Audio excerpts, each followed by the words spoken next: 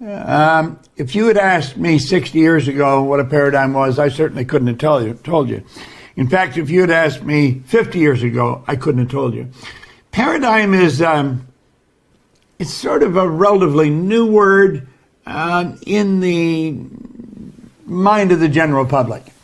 And a lot of people wouldn't even know what it is.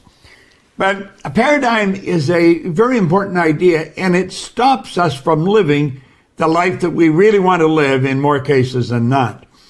So if you'll throw that slide up now, Scott, and look here for a moment. There is a man that played an enormous role in my life. And you can take that down and we'll throw it back up in a few minutes, Scott. 60 years ago, I had a gentleman sit down with me, not this one, you can take that down, Scott, please. And his name was Ray Stanford. And he gave me this book. And he said, Bob, if you will do exactly what I tell you, you can have anything you want. Now, I would imagine that there's someone in our audience right now that maybe in about the same spot I was in when he sat down with me. I had 2 months high school formal education. I had virtually no business experience. I worked in factories. I'd been in the Navy, working at dead-end jobs that weren't going anywhere. And I was 26 years old, but I was in a bad spot. And he sat down with me and he said, you know, Bob, he said, you can live whatever way you want. And he said, you can do the things you want. Well, he asked me if I've ever read anything, and I said, no, I didn't read. Now, today, I've got a beautiful library here in the studio. I have another one in my home. But he introduced me to this book. Now, you'll see I've got elastics around it because the book is literally falling apart. And up until that time, if I told you I'd do something, the odds are pretty good I wouldn't do it. I had never kept my word on anything. I mean, I was a lost soul. But he said to me, he said, if you'll read this every day, do exactly what I tell you, you can have anything you want. Well, it's like I said, I didn't believe that. I mean, how could I believe it? You could have anything you want. I was earning $4,000 a year, and I owed $6,000. I was in bad shape. I was a lost individual. And so, I don't know why, but I decided to do exactly what he told me. Now, I'm going to tell you, if you will do exactly what I tell you this week, I guarantee a year from now, you're going to need a telescope to look back and see where you were right now. That's how much your life can change. And I don't even care how well you're doing. Because I've gone into some of the largest companies in the world and watched their sales go up by hundreds of millions of dollars when I teach them what we're going to just take a look at this week. And, you know, as I started to study this, my life started to change. Now, one of the first things I did was one of the first things he told me. He said, I want you to decide exactly what you want. I want you to write it on a card and carry it in your pocket. And that's exactly what I did. And I have a card. I've got it in a little plastic sleeve, and I carry it in my pocket. And what I've got on here is my goal. This is what I'm working towards. And he said, if you'll carry that in your pocket, he said, you're going to end up with it in your life. You know, I wrote on the card I wanted to have $25,000. That would be probably like you writing you want $1 billion. I mean, it was just so far out of reach. And he said, just keep reading it. And he said, do you believe it? And I said, no, I don't believe it. But I believed he believed it. And so he said, keep reading it. So I decided I would do that. And I did. Do you know that in a relatively short period of time, I had the $25,000, and I did it by cleaning floors. You see, he told me, he said, Bob, you got to be prepared to do anything honest to earn money. And he said, once you start earning it, if you study it, you'll learn how to earn money. And when you learn how to earn money, it's a whole different life. And he says, that's what I'm going to teach you. And so I did, and I was earning over $1 million a year. I started cleaning floors. I started cleaning one office. In less than 5 years, I was cleaning offices in Toronto, Montreal, Boston, Cleveland, Atlanta, and London, England. And I had done something to my mind. I didn't know what I had done, but man, I was winning in a big way. And I was just throwing the money all over the place because I knew where to get it. And I would go down to the Playboy Club I was on Park Lane, right beside the London Hilton. If you're in London, you'll know where that is. And I would go in there and I'd play roulette. And I didn't care if I lost. And because I didn't care if I lost, I usually won. Well, one day I thought, I'm being very irresponsible. And I really was. And I thought, how did this happen to me? You see, I didn't even know how it all happened because it happened so fast. And I couldn't even find anybody who could tell me. I had been raised to believe that if you're going to earn a lot of money, you've got to be really smart. I knew I wasn't that smart, but I was earning a lot of money. So I knew that wasn't right. I was raised to believe if you don't go to school, you'll never get a good job. I didn't have a good job. I owned the whole company. I couldn't figure it out. Do you know it took me 9.5 years? Well, 9.5 years later, I met this man that I showed you. His name, Leland Valvanderwall. He changed my life completely. He introduced me to a concept I'm going to introduce you to. And when he did that, it was like everything I'd been studying. I'd been studying a lot of information, but I'd study this book. I'd give this book to people, and they didn't change. And what he did, he brought everything together for me in a relatively short period of time. Now, here's a couple of things he told me, if you'll go back screen, Scott. And he said, Bob, he pointed out, he said, you are a unique individual. And he said, so am I. So is everybody else. And he said, you can literally create your own economy. You can do that. And he said, the only thing standing between you and what you want is yourself. It's all about the mind, Bob. He said, it's about your marvelous mind. Then he started, thanks God, then he started to talk to me about the mind. And he said, you know, it's a strange thing, Bob, when we get talking about the mind, nobody's ever seen the mind. They have never seen the mind. Now, keep in mind that I was a very uneducated person. When you talk about the mind, I mean, I would think of psychiatrists, psychologists, behavioral scientists. No, he said, you want to get rid of those ideas. He said, the way I'm going to explain it to you is the way it was explained to me. And he said, we can show children how the mind functions. And he said, I'm going to show you something here that's rather interesting. And he said, Bob, understanding the mind and working in harmony with the laws governing the mind is essential if you really want to win in life. And then he started to tell me what a paradigm was. And he said, a paradigm is a mental program that has almost exclusive control over our habitual behavior. And he started to talk about that. He said, it's a program in your subconscious mind that controls your behavior. And the paradigm has almost exclusive control over our habitual behavior, and almost all of our behavior is habitual. Now I said, I want you to think about this, and I want you to think about it. We get out of bed in the morning, and we bang, away we go, we move into a routine. And if you're living with someone else, you don't mess around with their routine because you just don't do that. We've all got a routine, and we go into a routine. And we do that day after day, and most people do it for their whole life. Earl Nightingale used to say, most people tiptoe through life hoping they make it safely to death. It's rather an interesting concept. And the paradigm is the program in your subconscious mind. Now, he said, here's the crazy part about it, Bob. The people that write this program, the ones that wrote the code for the program, they really didn't know what they were doing. Think of this for a moment. I've got a computer here. It's in a phone. I've got another computer right in front of me, and then here I've got a pad. And these are computers. Now, there's people write programs for these computers. They write code. And they really know what they're doing, and they're very, very good.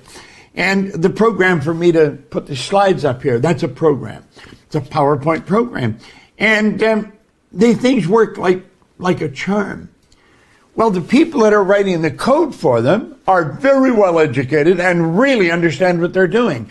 But he said the people that are writing the program for the code that runs your life, they didn't know what they were doing. Now, most people don't even know that they have a program. Think of this for a moment. How do you account for a person going to the very best schools in the world, getting prestigious degrees, then spend the rest of their life losing? How do you account for that? How do you account for the fact that a person will come up with degrees that'll run right off the end of a business card and maybe not able to get a half-decent job? Very insecure. How do you account for that? Well, I'm going to tell you how. There's a part of your mind that gathers information. There's a part of your mind when you read the book, you store the information in that part of your mind. But that part of your mind is not the part that controls the behavior of this thing you're living in. Your body is an instrument of your mind. It is an instrument of your mind. And it's your body that moves into action and produces the results you're getting. Your income, money, is a result. It's an income. The money you earn is always going to be controlled by the paradigm. One of the first things I ask people when if they come to work with me is, what's the most they've ever earned in a year? Now, I don't really care what the answer is, but I want to know what the answer is. And when I find out what the answer is, I know where their program is. And I know that they want to earn more money, and I want them to earn more money because I want their productivity to go up. And by showing them how to raise the productivity, I'm showing them how to earn more money. But I teach them something about money. You see, the paradigm controls your income. If you're struggling, trying to get your income to grow, don't buy into the fact that you've got to go and take another course in school, that you've got to learn this, you've got to learn that. You've got to understand how your paradigm works. I think Mikey is our marketing director, and I believe she and Tommy, the creative director, the ones that put this program together, the pattern they'd like us to follow, I think they have us doing goals tomorrow. See, goals are a result. And we're going to show you paradigms today, and you're going to see how the paradigms control your life. Now, let me go back to that again. The paradigm is a mental program that has almost exclusive control over our habitual behavior, and almost all of our behavior is habitual. Okay? So stay with me here for a moment. Let's take a look at the areas of your life the paradigm controls. The paradigm controls your perception. Our good friend Wayne Dyer, God bless him, he's gone now, but he used to put it very well. He says, when you change the way you look at something, what you look at changes. Isn't that interesting? When you change the way you look at something, what you look at changes. That's perception. When you alter your perception, your whole world changes. Your paradigm controls your perception. Your paradigm controls how you look at things. That is very, very important. Your paradigm controls your use of time. Do you know that everybody gets exactly the same amount of time? You'll hear people talking about time management programs. I remember going to breakfast with Earl Nightingale one morning, and he had the most organized life of anyone I'd ever seen. He was a very cool guy. I never saw him rushing. I never saw anybody who got so much done in a short period of time as he did. And I asked him at breakfast this morning, I said, Earl, how did you learn to master time management? He looked at me and said, what the hell are you talking about? He said, I don't master time management. Nobody masters time management. He said, time can't be managed. He said, I merely manage activities. He said, I carry a card here in my pocket, and I write what I want on that card, and when I wake up tomorrow, I do it. He says, time can't be managed. Everybody gets exactly the same amount of your time. The hobo that's sleeping on a park bench has the same amount of time as the most productive person in the world. It's what we do with our time that makes the difference. Well, the paradigm controls what you do with your time. Your paradigm controls your creativity. It controls your creativity. Some people say they're not creative. Everybody's creative. You were created in God's image. That makes you a creative being. And we'll talk more about that at another time. Your creativity probably is going to have a lot to do with your effectiveness. And your effectiveness has to do with your productivity. Now, there's something that stops almost everyone when they come to it, and that's logic. They'll say, well, you can't do that. That's just illogical. Do you know something? The Wright brothers were illogical. Edison was illogical. Ed Hillary was illogical. Nobody had ever been to the top of a mountain. Nobody had ever made an incandescent light. Nobody ever got a plane off the ground. These people were totally illogical. But they introduced us to a new kingdom. They did not let logic stop them. And here's the capper. Your ability to earn money. That's controlled by your paradigm. Now, it's almost as if we have a box around these areas. And whenever we go to change anything in those areas, how we're going to change our time, how we're going to earn more money, We're going to be more productive. It's like we hit the wall and bounce back. Now look at this.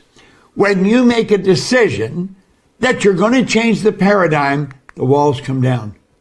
Now it doesn't mean you change anything, but the walls come down, so when you go to move, you're not stopped by the paradigm. Now get this. I want you to imagine how your entire life would change as you begin improving any or all of these areas of your life. Imagine changing any or all of these areas of your life, how much your life would change. The change would be huge. And get this, the change would be permanent. You see, I mentioned to you that I picked this up when I was 26. Well, you know, today I'm 86. That's a long time ago. But I've been reading this every day now since I was 26. They said, well, how do you read? I just open it wherever I open it, and I read for a little bit. And I've been doing that now for 60 years. The change can be huge. Now, this is what Val Vanderwall really got me to see. And he says, when your paradigm shifts, everything shifts. Can you imagine if you just changed your habitual behavior insofar as your use of time is concerned?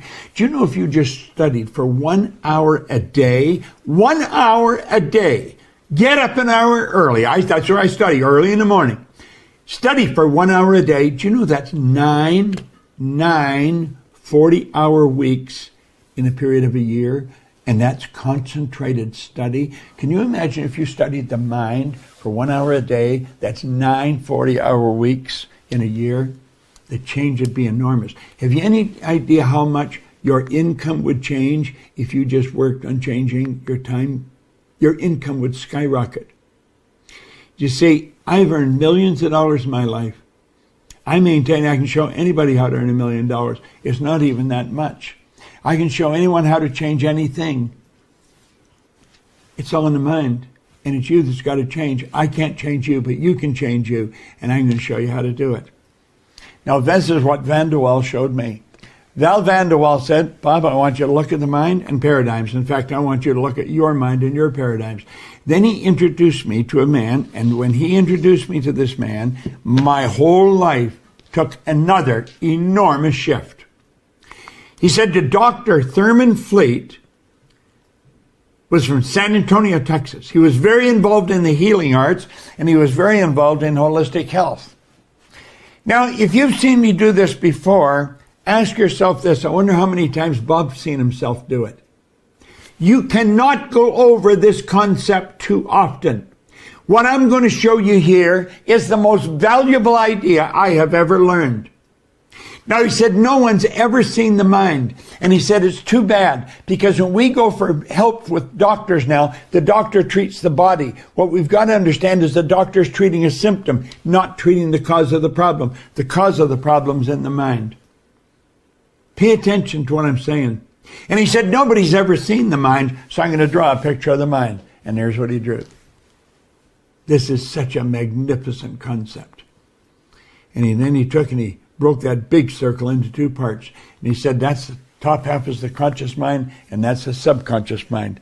Then he said, the little circle in the bottom, Bob, he said, that represents the body. Now, the mind controls the body. Your body is like a dumb terminal.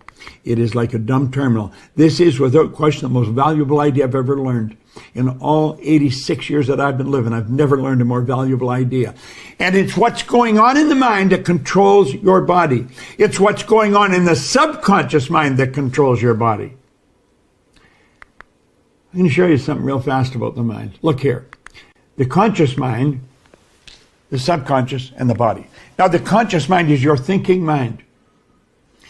Do you know that if you study all the great leaders who have ever lived, every one of them without exception are going to be quick to tell you that you become what you think about. Go right back in ancient history, as far back as you can go, every one of them tell us we become what we think about. Play with that for a little while. Thinking is the highest function we're capable of. That's our educated mind. This is where all the books are piled. Now, the subconscious is quite different. You see, the conscious mind is the intellectual mind. The subconscious is the emotional mind. Now, the conscious mind can think, therefore, it can choose. You can choose whatever you want. Viktor Frankl, who spent the war years in a German concentration camp, he said while he was in that camp, he said that regardless of the intellectual or physical abuse he was subjected to, no one could cause him to think something he didn't want to think.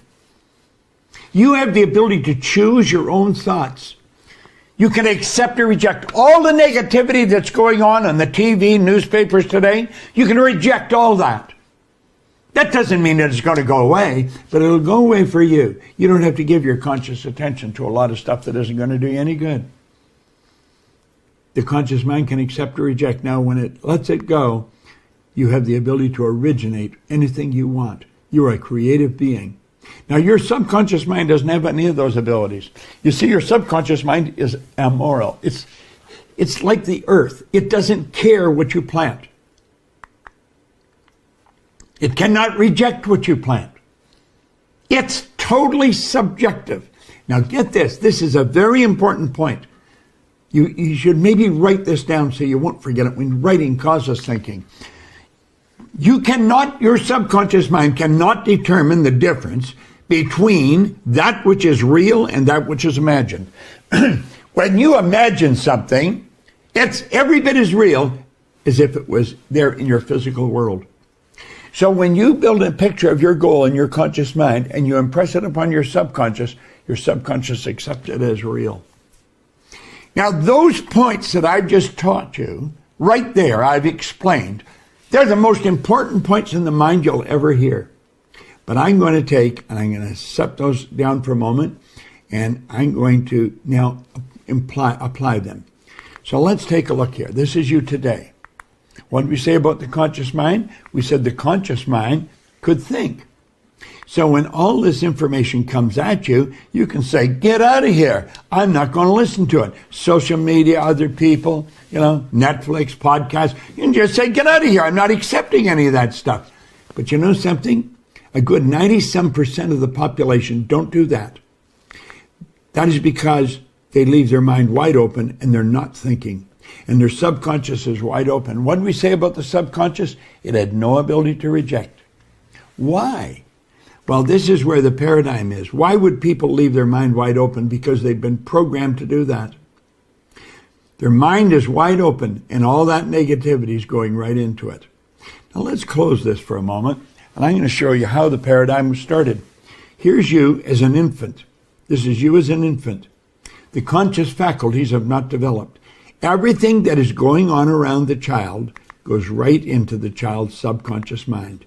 And everything that's going on around the child is through repetition. It just dumps into the subconscious mind. The conversation, the talk about money. I was born during the Great Depression. I grew up during the Second World War. It was always hard times. Everything was rationed. It was always bad times, bad times. That's all that was programmed into our mind. Everybody believed it. That's how everybody was living, almost everybody. There's a small group of very prosperous individuals, and it doesn't matter what's going on in the economy, they're going to win. Now take a look at that for a moment. That's how the paradigm is formed. You see, the baby's taught what kind of food to like. That controls what language the baby speaks. If a baby's in a home that's bilingual, the baby's going to grow up speaking two languages.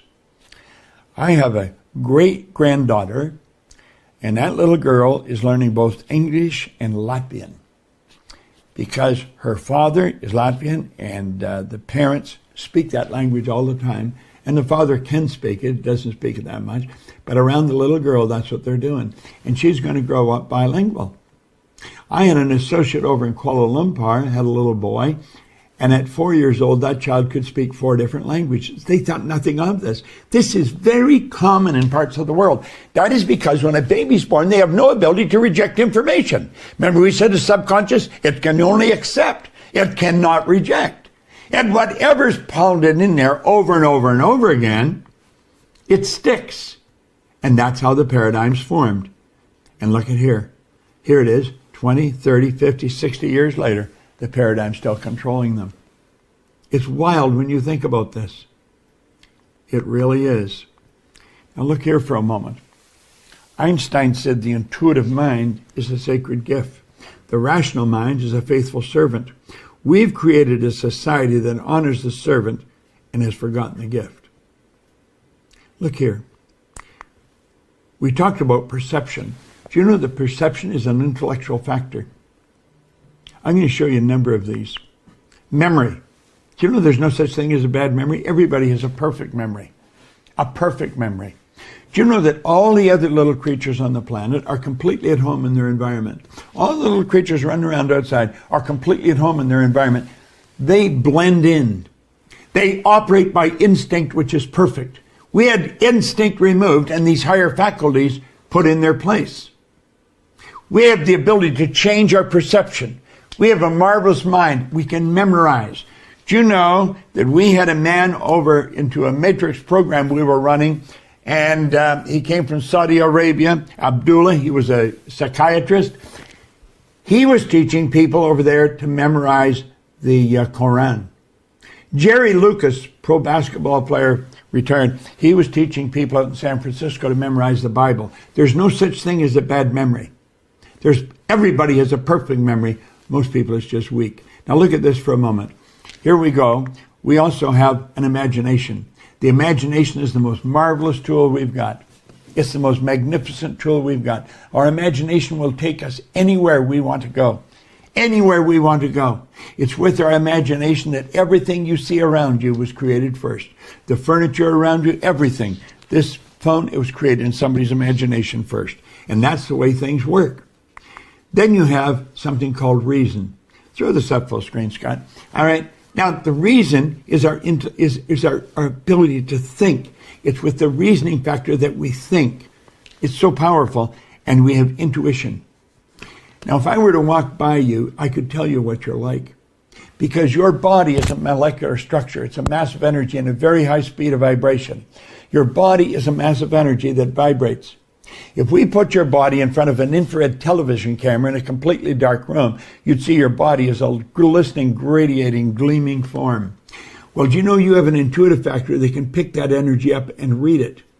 You can translate it in your mind. That's an intuitive factor. And last but not least, we have the will. Do you know when President John Kennedy asked Dr. Wernher von Braun what it would take to build a rocket that'll carry a man to the moon, von Braun said, the will to do it. He answered him in 10 seconds. What would it take to build a rocket that'll carry a person to the moon and bring him back safely to Earth? Von Braun said the will to do it. See, the will is a mental faculty that gives you the ability to hold one idea on the screen of the mind to the exclusion of all outside distractions. There's a great golf tournament going on right now, and well, it was over yesterday, I guess, wasn't it? And that golf tournament, one of the most important things was the will. The will gives the golfer the ability to concentrate. And they can get their mind just like a laser concentrating. That's what the will does. As you hold one idea on the screen of the mind, to the exclusion of all outside distractions, the will do that. Now, it's a marvelous tool, and most people don't even know they've got it. So watch here for a moment. There's the mind, and there's the body. Okay? Now we'll take and we'll divide it in two parts, and we say there's the conscious mind, and there's the subconscious mind. Now the conscious mind deals with the outside world through sensory factors. You can see, hear, smell, taste, and touch. And those sensory factors are hooked up like antennae to our conscious mind. And we use those to get in touch with our outside world. Most people use those to control their life. They let something that's going outside of them determine which way they're going to go. Now think of this for a moment. The conscious mind is also your intellectual mind. All those higher faculties that I just showed you, they're used to change what's going on in the emotional mind. And where's the paradigm? It's in the emotional mind. And as you change the emotional mind, you're changing the vibration you're in. As you change the vibration, you're changing what you attract to yourself. Now, the intellectual factors, well, we just covered them. Let's look at them again. Our perception, the will, imagination, memory, intuition, and last but not least, reason. Now, those faculties we've never been taught how to use them. That's where all the power lies. That's what separates us from all of the rest of the animal kingdom. See, where they're always at home in their environment, we're totally disoriented in our environment. We're disoriented in our environment because we've been given the ability to create our own environment. And this is why most people's lives are really in a confused state. They have never been taught how to use those higher faculties. And because they haven't been taught how to use them, they don't know how to use them. And it's through these higher faculties that we deal with our inside world. There's only two sources of reference you can go to find out anything about yourself. One's science and the other's theology. There isn't anywhere else you can go. That's it. And so what we want to do is we want to learn how to use those. Now think of this. They are all resident in your conscious mind. As you start to learn how to use these, you're going to learn how to change your paradigm, because it's those faculties that cause the paradigm, say, get out of here, and it'll leave town. Your paradigm's controlling your life. It's literally controlling your life. It controls your income. It controls your imagination. It controls everything that you're doing. The paradigm. And it's the paradigm that we want to get out of here. Okay? You want to build a new paradigm. And when you build a new paradigm, your whole life changes. Okay? Thanks, Scott. Now put the screen up for a moment. I want to show you now. Look at. I want you to really look carefully at this, and I want you to think. Here you are here. You have a paradigm.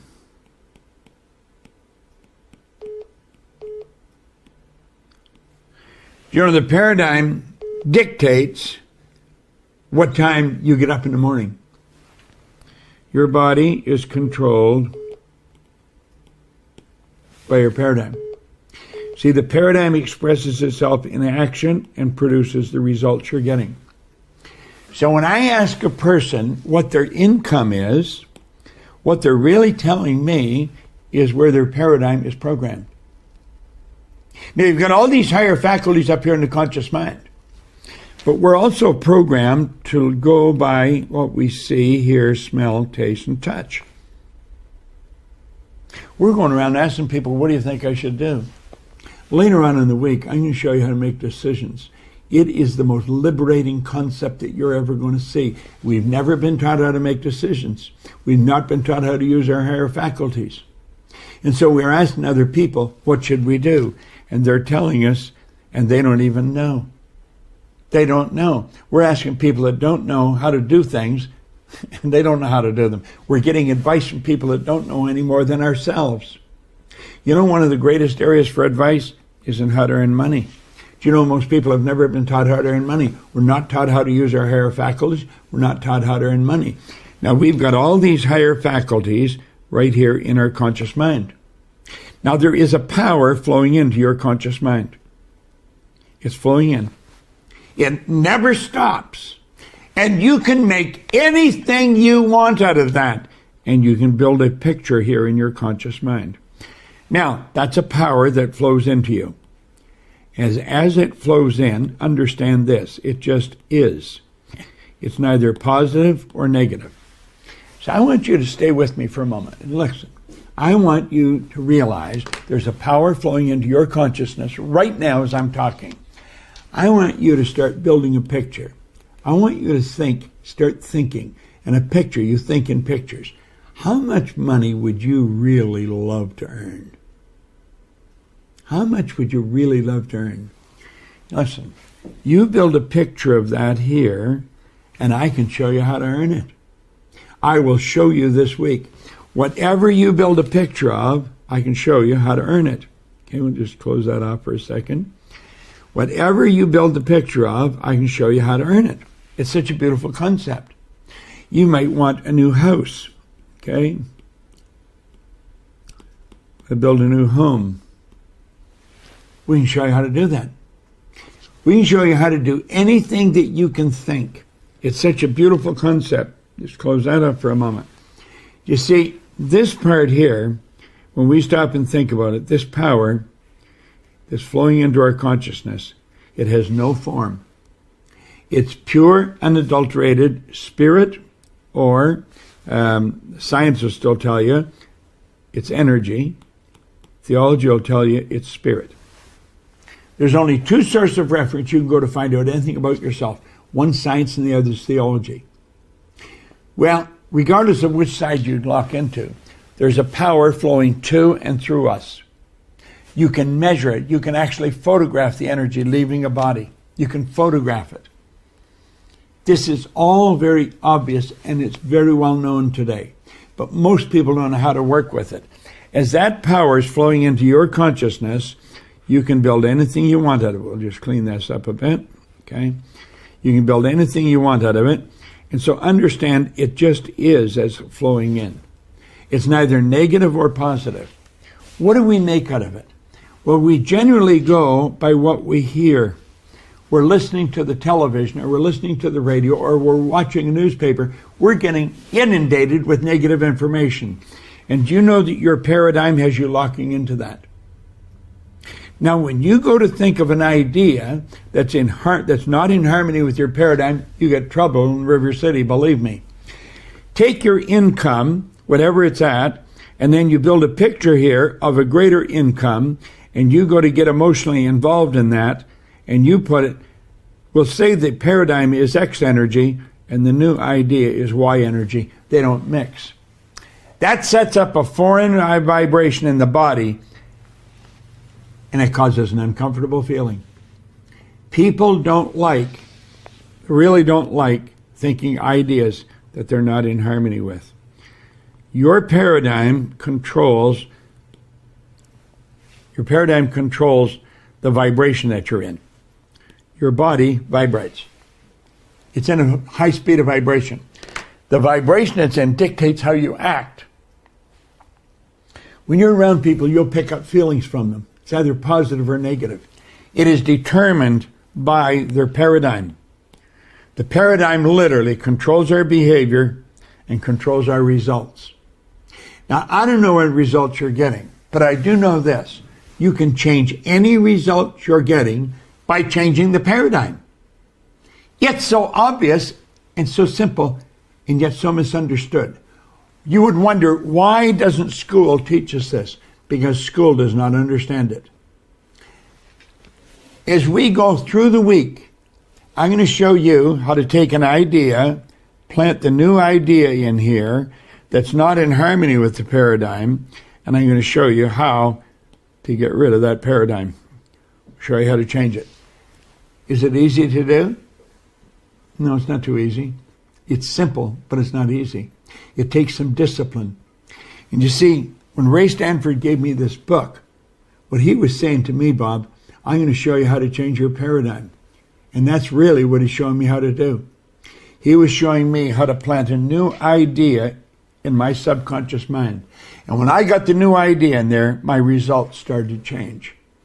Your results are controlled by the paradigm. If you don't understand this, the odds of changing it are rather slim. I want you to think of the people you know who are absolutely brilliant, but they just don't understand paradigms. They just don't understand it. Think of it. Think of the people you know who are absolutely brilliant and they're struggling. They're brilliant. They're blaming the economy. They're blaming almost anything under the sun. You know what it is? It's what programming inside. I sat down a number of years ago. I took a pen in my hand and said, I'm going to build a company that operates all over the world. Today, our company operates in 91 countries, maybe more now. That was a week or two ago. 91 countries. How'd that happen? It happened because I decided it would happen, and then I started to get other people to work with me. We have one of the most solid, one of the most sound group of people that you'll ever find. The people that are on here today, just absolutely creative geniuses. Tommy Collier is our creative director. He's put this program together with Mikey Steller, our marketing director. Now, when Mikey came to us to work with our company, she was a nanny, no business experience. But she started to use this, and she is our marketing director today. She's also our chief operating officer. Now think, we have Arash Fusagyan here. I met Arash, he was a salesperson. He was struggling. He's our senior vice president of sales. He works with people all over the world. He's probably one of the most effective sales executives I have ever met in my life. And I said, I've been in this business 60 years. Just the three people there are incredible people, Tommy and Arash and Mikey. And they're going to be sharing some information with you. And we're going to wind this last particular section of the week down. But what I've shown you here about paradigms is so mighty important.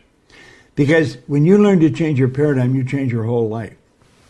And we will be working with you the rest of the week. I'm going to be coming back tomorrow, next rest of the week, and show you how to use this information to really mold the life you want. I live a charmed life. I'll soon be 87. I got more energy than most people that are 27. No intentions of slowing down. We're God's highest form of creation. You and I have more talent and ability than we'll ever hope to use in our lifetime. It's important you learn this. Don't set this aside. It's not an accident you're listening to this. Everything in this universe happens by law. Now, we're going to come back, and through the week, I'm going to expose you to other ideas. But I'm going to turn this back now to Mikey Steller, our marketing director, and she will